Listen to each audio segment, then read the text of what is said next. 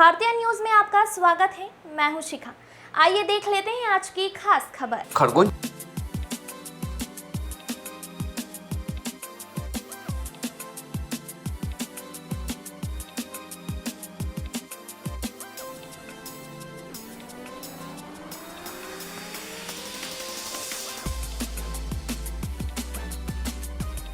प्रदेश के उप मुख्यमंत्री राजेंद्र शुक्ल के बयान पर नेता प्रतिपक्ष उमंग सिंगार ने किया पलटवार।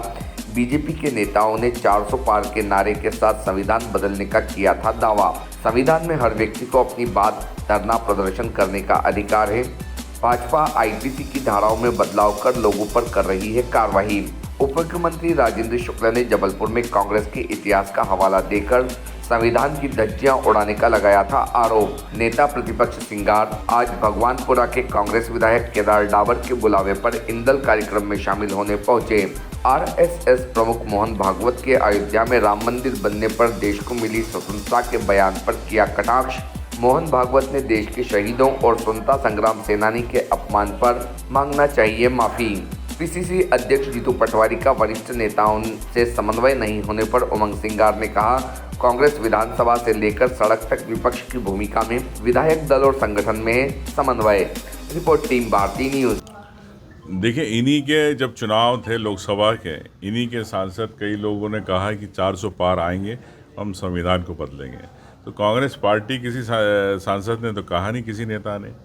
रही बात, मैं एक सामान्य सी बात कहना चाहता हूँ कि संविधान के अंदर हर व्यक्ति को अपनी बात रखने, अभिव्यक्ति करने की एक वो है, स्वतंत्रता है।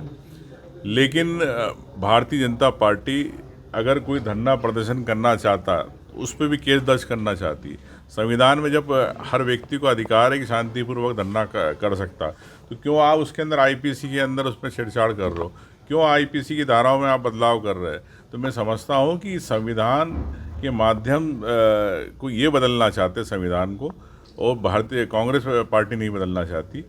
और आप जिस प्रकार से मोहन भागवत जी का बयान आया कि रामलला का मंदिर बना तो भारत स्वतंत्र आज़ाद हुआ, लेकिन मैं मोहन भागवत जी से कहना चाहता हूँ कि जो 1947 में जिन शहीदों ने, जिन स्वतंत्रता संग्राम सेनानी, जो ऐसे लोग शहीद जिन्होंने पूरे देश को आज़ादी को स्वतंत्र कराने में अपनी भूमिका है, क्या उनका अपमान नहीं है? क्या मोहन भागवत जी को तत्काल इस पर माफ़ी नहीं मांगना चाहिए? मैं कहना चाहता हूँ कि हम भी ठीक है, भगवान राम का हम आस्था रखते हैं, लेकिन इस प्रकार से आप स्वतंत्रता सेनानी जिन शहीदों ने इस देश को आज़ाद कराने अपनी भूमिका, उनका अपमान नहीं कर सकते। आरएसएस जिस प्रकार से बातें करती है, तो निश्चित तौर से ये एक सांप्रदायिकता की बातें करती है, हिटलर शाही की बात करती है। एक साल के कार्यकाल को क्या बोलेंगे? बीजेपी कार्यकाल, आप प्रतिपक्ष के नेता हैं, क्या मानते हैं, आपकी नज़रिया क्या है? देखिए, एक साल के अंदर जो सरकार का रवैया रहा, मौन रहा, वो मैं तो कहता हूँ मोहन यादव जी मौन है, क्योंकि ना वो 3000 की महिलाओं की लाडली बहना की बात करते हैं, और इनकी सरकार की, इनकी मंत्री जवाब देती है कि हम 12.5 से ऊपर नहीं बढ़ा रहे। तो ये कथनी और करनी पता चलती। आपने कहा था कि हम गेहूं और धान की खरीदी के समर्थन मूल्य पैसे देंगे 3100-2700 रुपये, आपने क्यों नहीं दिए? आप युवाओं की 2 लाख की नौकरी की आपने बात करी थी। आपने आज पीएससी के छात्र, लाखों छात्र आज अपनी मांग के लिए धरने में बैठे, उनकी मांगें पूरी क्यों नहीं की जा रही? क्यों उनको परीक्षाएं, आप उनको किताबें, आप उनकी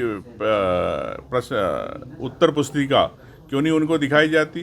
क्यों उनके इंटरव्यू की रिकॉर्डिंग नहीं कराई जाती? आज किसान परेशान है, किसान को खाद को लेके। खाद आप हमेशा कहते रहे, जब किसान को खाद की आवश्यकता थी कि खाद मिले, कई जगह चक्का जाम हुए, हड़तालें हुई, लेकिन यूक्रेन का बहाना करते रहे।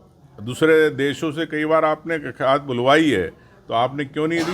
तो मेरा कहना है कि सरकार हर मुद्दे पे विफल रही, चाहे युवाओं के, चाहे नौकरी की, आर्थिक विकास।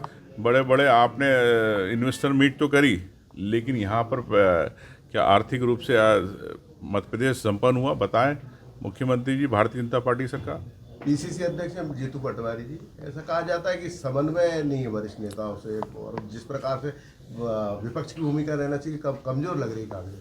देखिए समन्वय मुझे लगता है कि जिस प्रकार से विधानसभा चल रही है और विधानसभा में हर मुद्दों को उठा रहे, पहले तो विधानसभा चलती नहीं थी, अब पूरे 5 दिन चल रही है। अगर 5 दिन का सत्र है तो मैं समझता हूँ कि पूरे विधायक मिल के कांग्रेस पार्टी के साथ जनता की आवाज़ उठा रहे हैं और पूरा संगठन और विधायक दल में पूरा समन्वय, ऐसी कोई बात नहीं। और अभी जय जय आपके गांव, शहर, प्रदेश और देश की चुनिंदा दिलचस्प खबरों को पाने के लिए सब्सक्राइब करें भारतीय न्यूज़ चैनल को और बेल आइकन दबाना ना भूलें।